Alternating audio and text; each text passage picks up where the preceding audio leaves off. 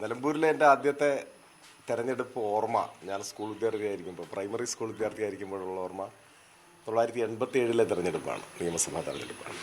അതിനുശേഷം എല്ലാ തെരഞ്ഞെടുപ്പുകളിലും തെരഞ്ഞെടുപ്പ് പ്രചരണങ്ങളും കണ്ട ഓർമ്മ എൻ്റെ മനസ്സിലുണ്ട്. കഴിഞ്ഞ രണ്ട് തെരഞ്ഞെടുപ്പ് ഒഴികെ, കഴിഞ്ഞ രണ്ട് തെരഞ്ഞെടുപ്പിൽ മറ്റൊരിടത്ത് സ്ഥാനാർത്ഥിയായിരുന്നതുകൊണ്ട് ഇവിടുത്തെ പ്രവർത്തനങ്ങൾ അങ്ങനെ ഇവിടെ പങ്കാളിയായിട്ടില്ലല്ലോ.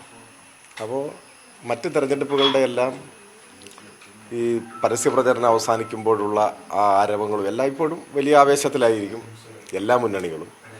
പക്ഷെ അതിൽ നിന്നൊക്കെ അപ്പുറത്തുള്ള വലിയൊരു പങ്കാളിത്തം, ഒരു മനുഷ്യക്കടൽ പോലെ ഇരമ്പി വരുന്നത്, അത് ഈ തെരഞ്ഞെടുപ്പിൻ്റെ ഒരു പ്രത്യേകതയായിട്ടാണ് തോന്നിയത്.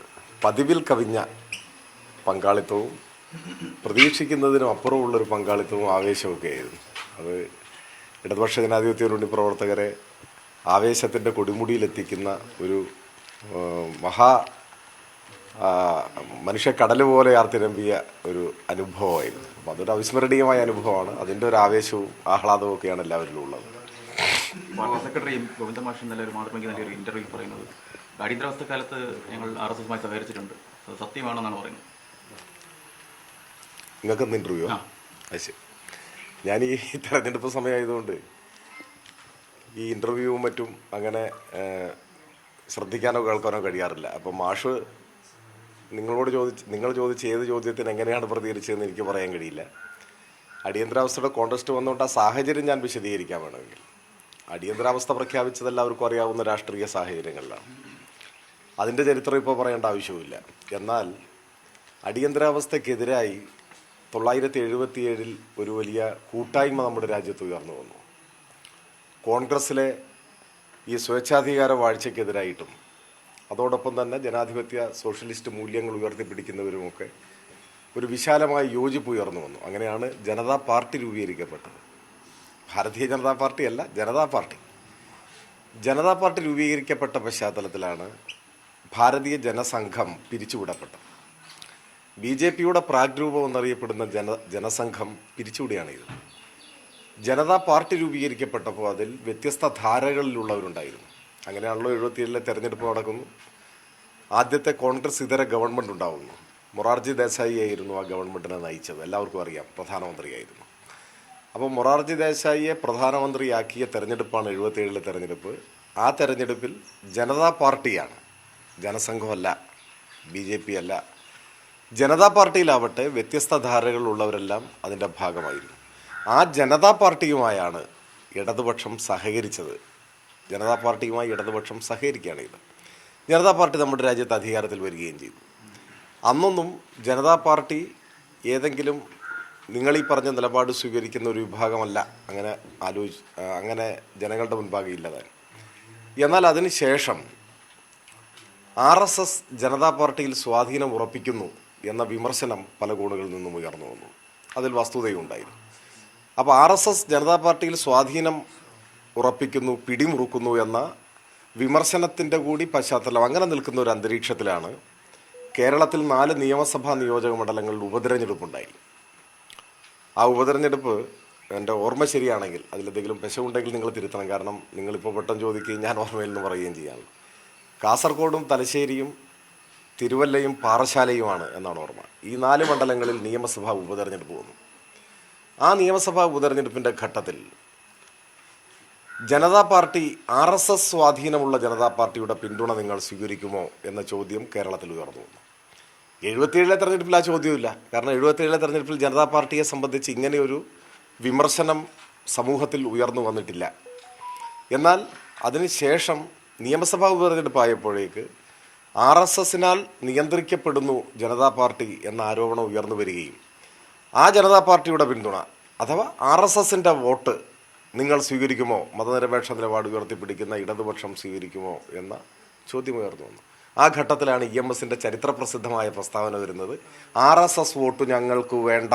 അതാണ് RSSുമായി ഏതെങ്കിലും തരത്തിലുള്ള ഒരു നീക്കുപോക്കിൻ്റെ അന്തരീക്ഷത്തെക്കുറിച്ച് ചർച്ച ഉയർന്നു വന്നാൽ പോലും ആ ഘട്ടത്തിൽ ഞങ്ങൾ സ്വീകരിച്ച നിലപാടാണ് RSSൻ്റെ വോട്ട് ഞങ്ങൾക്ക് വേണ്ട. ആ നിലപാട് സ്വീകരിച്ചു. അപ്പോൾ സ്വാഭാവികമായിട്ട് ജനതാ പാർട്ടിയുമായി അകലും. ആ ഉപതെരഞ്ഞെടുപ്പ് നടന്നു. ഉപതെരഞ്ഞെടുപ്പിൽ 4 ഇടത്തും ഇടതുപക്ഷം ജയിച്ചു. ഈ അതിശക്തമായ നിലപാട് കേരളത്തിലെ മതനിരപേക്ഷവാദികൾക്ക് ഏറ്റവും ഊർജം പകർന്ന മഹത്തായ നിലപാടാണെന്ന് EMS പ്രഖ്യാപിച്ചത്. ഈ 4 സീറ്റിലും ഇടതുപക്ഷം ജയിക്കുകയും ചെയ്തു. തുടർന്ന് RSS പിടിമുറുക്കിയ ജനതാ പാർട്ടിയുമായി ബാന്ധവത്തിലേർപ്പെട്ടത് കോൺഗ്രസ്സാണ്. നിങ്ങൾ ചരിത്രം പരിശോധിച്ച് നോക്കൂ. കോൺഗ്രസും ജനതാ പാർട്ടിയും തമ്മിൽ അടുത്തു. 1980 തിരഞ്ഞെടുപ്പ് നടക്കുമ്പോൾ ആ മുന്നണിയുടെ സ്ഥാനാർത്ഥി എന്ന് വെച്ചാൽ കോൺഗ്രസ് മുന്നണിയുടെ സ്ഥാനാർത്ഥിയായി കാസർഗോഡ് മണ്ഡലത്തിൽ മത്സരിച്ച സ്ഥാനാർത്ഥിയുടെ പേര് രാജഗോപാൽ എന്നാണ്. ഇപ്പോഴും ജീവിച്ചിരിക്കുന്നുണ്ട്. അപ്പോൾ രാജഗോപാലിനെ ഇപ്പോഴത്തെ BJPയുടെ മുതിർന്ന നേതാവും മുൻപ് നിയമസഭാംഗമായിരുന്ന ആ രാജഗോപാൽ അന്ന് കോൺഗ്രസ് മുന്നണിയുടെ സ്ഥാനാർത്ഥിയായി മത്സരിച്ചു. കോൺഗ്രസ് പ്രവർത്തകരൊക്കെ അദ്ദേഹത്തിനാണ് വോട്ട് പിടിച്ചത്. എനിക്ക് തോന്നുന്നു രാമണ്ണ റേയാണ് ഇടതുപക്ഷത്തിൻ്റെ സ്ഥാനാർത്ഥി അന്നെന്ന് തോന്നുന്നു. അന്ന് ആ തെരഞ്ഞെടുപ്പിൽ നിയമസഭാ തെരഞ്ഞെടുപ്പ് നടക്കുന്നുണ്ട്. പെരിങ്ങളമാണെന്ന് തോന്നുന്നു. അതൊക്കെ ഒന്ന് പരിശോധിച്ചുള്ളൂ. KG മാരാർ മത്സരിച്ചു കോൺഗ്രസ് മുന്നണിയുടെ സ്ഥാനാർത്ഥിയായി. അദ്ദേഹത്തെ എതിർത്ത് ഇടതുപക്ഷ സ്ഥാനാർത്ഥിയാണ് ഇപ്പോഴത്തെ നമ്മുടെ വനം മന്ത്രി AK ശശീന്ദ്രൻ. അങ്ങനെയാണ് പരാജയപ്പെടുത്തിയത്. അപ്പോൾ പറഞ്ഞു വന്നത്, നാട് അറിയപ്പെടുന്ന RSS പ്രതിനിധികളെ, RSSൻ്റെ നേതാക്കന്മാരെ സ്ഥാനാർത്ഥികളായി മത്സരിപ്പിച്ച മുന്നണിയുടെ പേരാണ്, ആ മുന്നണിക്ക് നേതൃത്വം കൊടുത്ത പാർട്ടിയുടെ പേരാണ് കോൺഗ്രസ്. RSSുമായി ചരിത്രത്തിലുടനീളം കോൺഗ്രസ്സിന് ആ ബന്ധമാണുള്ളത്. അത് രാജഗോപാൽ മുതൽ KG മാരാർ വരെയുള്ളവരെ സ്ഥാനാർത്ഥിയാക്കി ഇടതുപക്ഷത്തെ പരാജയപ്പെടുത്താൻ ശ്രമിച്ച ആ ചരിത്ര പശ്ചാത്തലവും നമ്മുടെ മുമ്പിലുണ്ട്. ഞാൻ പറഞ്ഞോളാം. അതേസമയം RSSുമായി ഏതെങ്കിലും തരത്തിൽ RSS പരിസരത്തേക്ക് വന്നാൽ നിലപാട് വ്യക്തമാക്കുകയും RSSൻ്റെ വോട്ട് ഞങ്ങൾക്ക് വേണ്ട എന്ന് അസന്നിഗ്ധമായി പറയുകയും ചെയ്ത ചരിത്രം നമ്മുടെ മുൻപിൽ ഇങ്ങനെ തെളിവായി നിൽക്കുകയാണ്. ഇനി അതിനു മുൻപിലേക്ക് പോയാൽ, കേരളത്തിൽ ആദ്യമായി RSS ഒരു പൊതുവായ സമരത്തിന് പങ്കാളികളാവുന്നത് വിമോചന സമരത്തിലാണ്. ഒന്നാം EMS ഗവൺമെൻറ്റിനെ അട്ടിമറിക്കാനായി കോൺഗ്രസിൻ്റെ കാർമ്മികത്വത്തിൽ മറ്റ് ജാതി മത വർഗീയ ശക്തികളെല്ലാമായി ചേർന്ന് നടത്തിയ വിമോചന സമരത്തെ പിന്തുണയ്ക്കുകയും അതിൻ്റെ ഭാഗമാവുകയും ചെയ്ത ചരിത്രമാണ് കേരളത്തിൽ RSSനുള്ളത്. വിമോചന സമരാനന്തരം നടന്ന തെരഞ്ഞെടുപ്പാണ് 1960 തെരഞ്ഞെടുപ്പ്. 1960 തെരഞ്ഞെടുപ്പിലാണ് ഭാരതീയ ജനസംഘം ആദ്യമായി കേരളത്തിൽ മത്സരിക്കുന്നത്. അതിനു മുമ്പ് മത്സരിച്ചിട്ടില്ല. 60 തിരഞ്ഞെടുപ്പിൽ ഇന്നത്തെ BJPയുടെ അന്നത്തെ രൂപമായ ജനസംഘം മത്സരിക്കാൻ തീരുമാനിക്കുകയാണ്. എല്ലാ മണ്ഡലത്തിലും ഒന്നും മത്സരിക്കാൻ അവർ തയ്യാറായില്ല. 4 മണ്ഡലങ്ങൾ അവർ മത്സരിക്കാൻ തിരഞ്ഞെടുത്തു. ആ 4 മണ്ഡലങ്ങളെന്ന് പറഞ്ഞാൽ കോഴിക്കോട് 2, ഗുരുവായൂർ, അണ്ടത്തോട്, പട്ടാമ്പി. ഈ 4 മണ്ഡലങ്ങളിലാണ് ജനസംഘം മത്സരിക്കാൻ സ്ഥാനാർത്ഥികളെ നിർത്താൻ തീരുമാനിച്ചത്. ആ യോഗത്തിൽ ദീൻദയാൽ ഉപാധ്യായ നേരിട്ട് പങ്കെടുത്തു. അദ്ദേഹം തന്നെ സ്ഥാനാർത്ഥികളെ പ്രഖ്യാപിച്ചു. പ്രചരണം മുൻപോട്ട് പോയി. ആ ഘട്ടത്തിലാണ് പട്ടാമ്പിയിൽ മത്സരിക്കുന്ന സ്ഥാനാർത്ഥി P. മാധവമേനോൻ കോഴിക്കോട് 2 അമ്പാളി കരുണാകരനും ഗുരുവായൂരിൽ TN ഭരതനും അണ്ടത്തോട് വാഗീശ്വരയ്യരുമാണ് സ്ഥാനാർത്ഥികളെന്നാണ് എൻ്റെ ഓർമ്മ. ഈ ഘട്ടത്തിൽ കോൺഗ്രസിൻ്റെ സമുന്നതരായ നേതാക്കന്മാർ, അന്നത്തെ നേതാക്കന്മാർ, പേരൊന്നും ഇപ്പോൾ ഇവിടെ പരാമർശിക്കേണ്ട കാര്യമില്ല, 60 കാര്യമില്ലേ. അപ്പോൾ അന്നത്തെ കോൺഗ്രസിൻ്റെ സമുന്നതരായ നേതാക്കന്മാർ ദീൻദയാൽ ഉപാധ്യായയെ ചെന്ന് കണ്ടു. എന്നിട്ട് പറഞ്ഞു, ഈ തെരഞ്ഞെടുപ്പിൽ നിങ്ങളുടെ പിന്തുണ ഞങ്ങൾക്ക് വേണം. അതിൽ തന്നെ പ്രധാനമായും പട്ടാമ്പിയിൽ വേണം. പട്ടാമ്പിയുടെ പ്രത്യേകത എന്ന് പറഞ്ഞാൽ അന്ന് EMS മത്സരിക്കുന്ന മണ്ഡലമാണ്. EMS കേരളത്തിൻ്റെ മുഖ്യമന്ത്രിയായിരുന്ന ആളാണല്ലോ. വിമോചന സമരം EMSനെതിരായ സമരമായി പോലും ചിത്രീകരിക്കപ്പെട്ടിട്ടുണ്ട്. EMSനെതിരായ മാത്രമല്ല, പാർട്ടിക്കെതിരായ സമരം ഒക്കെ ആയിരുന്നു. അത് അവിടെ നിൽക്കട്ടെ. അപ്പം മുഖ്യമന്ത്രിയെ തോൽപ്പിക്കുക എന്നത് ഞങ്ങളുടെയും നിങ്ങളുടെയും ആവശ്യമാണ്. അതുകൊണ്ട് നമുക്ക് ഒരുമിച്ച് മത്സരിച്ച് മുഖ്യമന്ത്രിയായിരുന്ന EMSനെ തോൽപ്പിക്കണം. അതുകൊണ്ട് നിങ്ങളുടെ സ്ഥാനാർത്ഥിയെ പിൻവലിക്കണം എന്ന നിർദ്ദേശമാണ് കോൺഗ്രസിൻ്റെ സമുന്നത നേതൃത്വം, കേരളത്തിലെ അന്നത്തെ നമ്പർ 1 നേതൃത്വം, ദീൻദയാൽ ഉപാധ്യായയെ കണ്ട് അഭ്യർത്ഥിച്ചത്. ആ അഭ്യർത്ഥനയുടെ ഭാഗമായി 4 മണ്ഡലങ്ങളിലെ സ്ഥാനാർത്ഥിയെ പ്രഖ്യാപിച്ച് പ്രചരണം നടത്തിയ RSS, ജനസംഘത്തിൻ്റെ സ്ഥാനാർത്ഥികളാണ് RSS. പട്ടാമ്പിയിലെ സ്ഥാനാർത്ഥി മാധവമേനോനെ പിൻവലിച്ചു. നിർത്തിയ സ്ഥാനാർത്ഥിയെ, പ്രചരണം ആരംഭിച്ച സ്ഥാനാർത്ഥിയെ പിൻവലിച്ച ശേഷം സംയുക്തമായൊരു സ്ഥാനാർത്ഥിയെ നിർത്തി.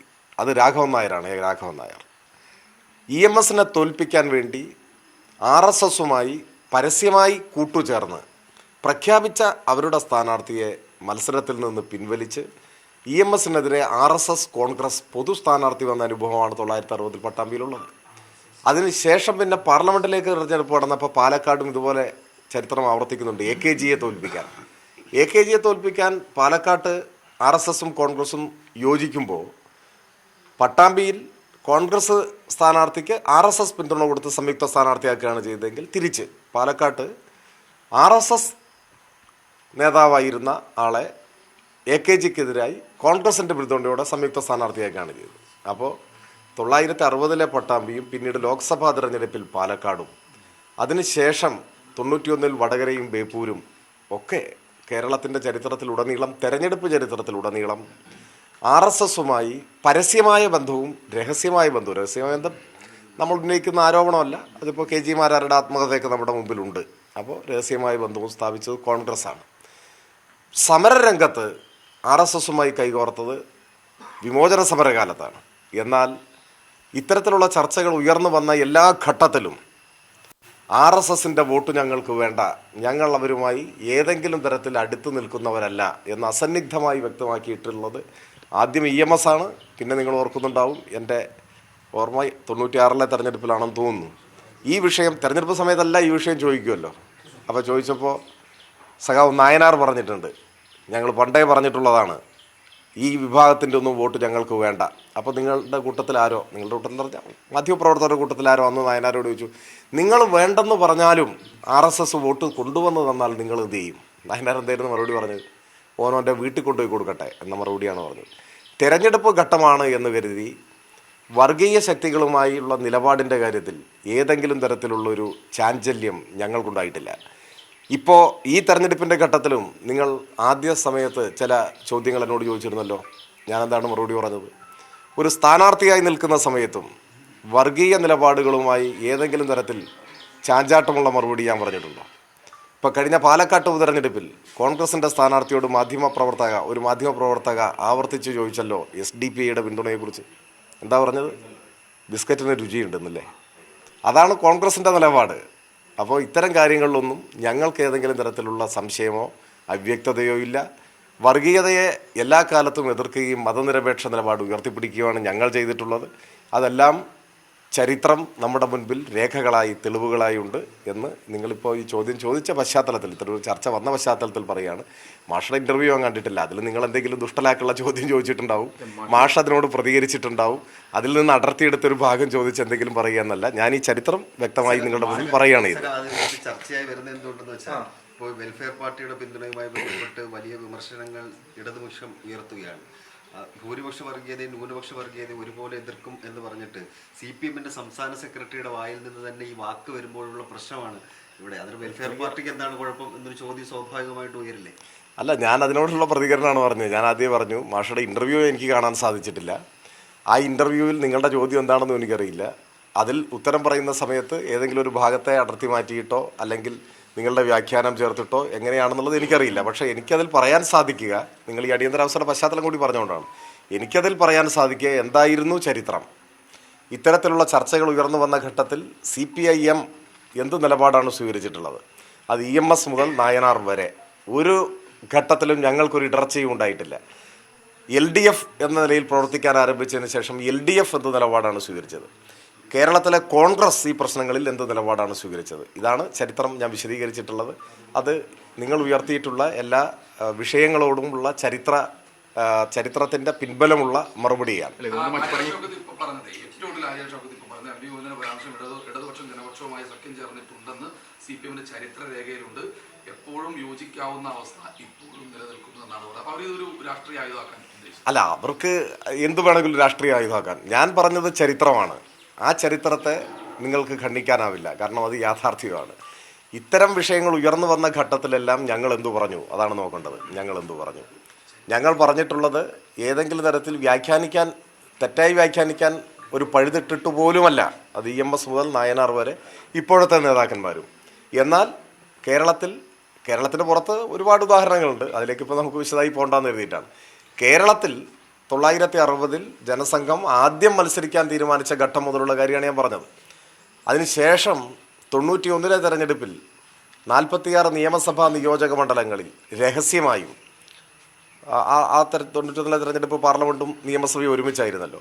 വടകര പാർലമെൻറ്റ് കോൺസ്റ്റിറ്റ്യുവൻസിയിലും ബേപ്പൂരിലും പരസ്യമായും ബാക്കിയുള്ളിടത്ത് രഹസ്യമായും നടത്തിയ ബന്ധത്തെ സംബന്ധിച്ചാണ്, കോൺഗ്രസ് RSS ബന്ധത്തെ സംബന്ധിച്ചാണ് പാഴായിപ്പോയ പരീക്ഷണം എന്ന അധ്യായത്തിൽ KG മാരാർ വിശദീകരിക്കുന്നത്. അപ്പോൾ അത് പിന്നെ അന്ന് ചുമതല വഹിച്ചിരുന്ന ഒരാളുടെ ഏറ്റുപറച്ചിലോ അല്ലെങ്കിൽ എന്തോ ആവട്ടെ. ഞാൻ സൂചിപ്പിച്ചത് ബാക്കി കാര്യങ്ങളെല്ലാം കേരള ചരിത്രത്തിൻ്റെ ഭാഗമാണ്. ഇപ്പോൾ രഹസ്യബന്ധത്തെക്കുറിച്ചുള്ള ഇനിയിപ്പോൾ അദ്ദേഹത്തിൻ്റെ ആത്മകഥയെ കൂടെയുള്ളവരും എതിർത്തവരും തള്ളിപ്പറഞ്ഞാൽ അത് മറ്റൊരു കാര്യമാണ്. എന്നാൽ 60-ലെ തെരഞ്ഞെടുപ്പ്, പട്ടാമ്പിയിലെ സ്ഥാനാർത്ഥിയുടെ പിൻവലിക്കൽ, 77-ലെ ലോക്സഭാ തെരഞ്ഞെടുപ്പ്, അതിനുശേഷം RSS പിടിമുറുക്കുന്നു എന്ന ആരോപണം വന്ന പശ്ചാത്തലം, പിന്നെ നടന്ന 4 ഉപതെരഞ്ഞെടുപ്പുകൾ, അതിലെ EMSൻ്റെ ചരിത്രപ്രസിദ്ധമായ പ്രസ്താവന, അതിനെ തുടർന്ന് ആ നിലപാട് എല്ലായ്പ്പോഴും ഉയർത്തിപ്പിടിച്ച ഇടതുപക്ഷം, അതിനെ വീണ്ടും ചോദ്യം ചെയ്തപ്പോൾ നായനാർ പറഞ്ഞ അതിനെ അരക്കെട്ടുറപ്പിക്കുന്ന പ്രസ്താവന, ഇതെല്ലാം ചരിത്രത്തിൻ്റെ ഭാഗമാണ്. അപ്പോൾ ചരിത്രവിരുദ്ധമായ ആരോപണങ്ങളെ നമുക്ക് തള്ളിക്കളയാനേ പറ്റൂ. ഇത് RSS സംബന്ധിച്ച് ഈ തരത്തിലുള്ള എന്തെങ്കിലും ഒരു വ്യാഖ്യാനത്തിന് ഒരു പഴുതും ചരിത്രം നമുക്ക് നൽകുന്നില്ല. അല്ല, ഈ മാഷ് പറഞ്ഞത് വർഗീയവാദികളായ RSSന്റെ ഞങ്ങൾ സഹകരിച്ചിട്ടുണ്ട്, അത് സത്യമാണ്. അതിപ്പോൾ വിവാദമാക്കേണ്ട കാര്യമില്ല എന്നാണ് പറയുന്നത്. അല്ല, ചരിത്രം ഞാൻ നിങ്ങളുടെ മുമ്പിൽ വിശദീകരിച്ചു. ചരിത്രത്തിനൊരു മുഖമേ ഉള്ളൂ, അത് സത്യത്തിൻ്റെ മുഖമാണ്. അതിൽ ഒരു അവ്യക്തതയും ആർക്കുമില്ല. മാഷ് നിങ്ങളുടെ ചോദ്യത്തോട് എങ്ങനെ പ്രതികരിച്ചു എന്ന് എനിക്ക് പറയാനാവില്ല. മാഷ് ഇപ്പോൾ ആലങ്കാരികമായി എന്തെങ്കിലും പറഞ്ഞോ, നിങ്ങളുടെ ചോദ്യത്തിൻ്റെ ദുഷ്ടലാക്ക് മനസ്സിലാക്കി തിരിച്ചു പറഞ്ഞു, അത് ആ ഇൻ്റർവ്യൂ കണ്ടാൽ മാത്രമേ പറയാൻ പറ്റൂ. അത് കണ്ടതിന് ശേഷമാണെങ്കിൽ ഞാൻ അതിനോടും പ്രതികരിക്കുന്നതിന് വിരോധമൊന്നുമില്ല. ഇനി നിങ്ങൾക്ക് കാര്യത്തിൽ എന്തെങ്കിലും അവ്യക്തത ഉണ്ടെങ്കിൽ നിങ്ങൾക്ക് മാഷോട് തന്നെ വീണ്ടും ആ കാര്യം ആവശ്യപ്പെടുകയും അദ്ദേഹം നിങ്ങളോട് വിശദീകരിക്കുകയും ചെയ്യും. ഇതൊക്കെ സാധാരണഗതിയിലുള്ള കാര്യങ്ങളല്ലേ. ചരിത്രം നമ്മുടെ മുമ്പിൽ ചരിത്രമായിട്ട് നിൽക്കുകയല്ലേ. ആ കാര്യത്തിൽ ഒരു അവ്യക്തതയ്ക്കും ഒരടിസ്ഥാനവും ആർക്കുമില്ല. അതുമായി ബന്ധപ്പെട്ട ഒരു കാര്യം കൂടി, ഇപ്പോൾ UDFന്റെ സോഷ്യൽ മീഡിയ ഹാൻഡിലുകളൊക്കെ ഇപ്പോൾ കാണുന്നത് ഈ RSSന്റെ വോട്ടിന് വേണ്ടി മാഷ് ബോധപൂർവ്വം പറഞ്ഞു എന്ന് വ്യാഖ്യാനിക്കപ്പെടുന്നുണ്ട്. അല്ല, അതിൽ അങ്ങനെ RSSന്റെ വോട്ടിന് വേണ്ടി പറയുന്നവരല്ല എന്നാണല്ലോ ഞാൻ ഈ ചരിത്രം പറഞ്ഞത്. നിങ്ങൾ വേണ്ടെന്ന് പറഞ്ഞാലും അവർ വോട്ട് ചെയ്താൽ എന്ത് ചെയ്യും എന്നാണ് നായനാരോട് ചോദിച്ചത്. അതിനാണ് നായനാർ മറുപടി പറഞ്ഞ് ഞാൻ നിങ്ങളോട് വിശദീകരിച്ചത്. ഈ തെരഞ്ഞെടുപ്പിൻ്റെ തുടക്കത്തിൽ തന്നെ ഞാനത് പറഞ്ഞിട്ടുണ്ട്, മീഡിയ ഹൗണ്ടിൽ പ്രത്യേക താല്പര്യം ഉണ്ടാവും, നിങ്ങൾ പ്രകടിപ്പിച്ചോ. പക്ഷേ ഈ തെരഞ്ഞെടുപ്പിൽ സ്ഥാനാർത്ഥിയായി വന്ന ആദ്യ ഘട്ടത്തിൽ ഞാനത് വിശദമായി നിങ്ങളുടെ ചോദ്യത്തിന് മറുപടി പറഞ്ഞിട്ടുണ്ട്. ഏതെങ്കിലും ഒരു വർഗീയവാദിയെ, അതിൽ നിറവൊന്നും പ്രശ്നമില്ല, ആ വർഗീയവാദിയുടെ വോട്ടിനു വേണ്ടി അഴകുഴമ്പൻ നിലപാട് സ്വീകരിക്കുന്നവരല്ല ഞങ്ങൾ. അതാണ് ഞാൻ പറഞ്ഞത്. പാലക്കാട്ട് മത്സരിക്കുമ്പോൾ സ്ഥാനാർത്ഥി പറഞ്ഞ് ബിസ്ക്കറ്റിന് വായിലേക്ക് ബിസ്ക്കറ്റ് അങ്ങ് വെച്ചു അല്ലേ, അതെല്ലാവരും കണ്ടതല്ലേ. ആ കൂട്ടത്തിൽ ഞങ്ങളെ പെടുത്തണ്ട. അത് തെരഞ്ഞെടുപ്പായാലും യുദ്ധമായാലും എന്തായാലും ഞങ്ങൾക്കൊരു നിലപാടുണ്ട്. അത് മതനിരപേക്ഷ നിലപാടാണ്. അത് വർഗീയ ശക്തികളുമായി നീക്കുപോക്കുണ്ടാകുന്ന നിലപാടല്ല. അതിൽ ഞങ്ങൾക്ക് വോട്ടോ ജയപരാജയങ്ങളോ പ്രശ്നവുമല്ല. തെളിമയാർന്ന മതനിരപേക്ഷ നിലപാട് ഉയർത്തിപ്പിടിച്ചാണ് എല്ലാ കാലത്തും ഇടതുപക്ഷം മുൻപോട്ട് പോവുക. അങ്ങനെ അല്ലാതായാൽ പിന്നെ ഇടതുപക്ഷം അല്ലാതായിട്ട് മാറും. അപ്പോൾ അങ്ങനെയൊന്നും ഞങ്ങളുടെ മതനിരപേക്ഷ മൂല്യത്തെയോ വർഗീയ വിരുദ്ധ നിലപാടിനെയൊന്നും ആർക്കും ചോദ്യം ചെയ്യാനാവില്ല ചരിത്രത്തിൽ.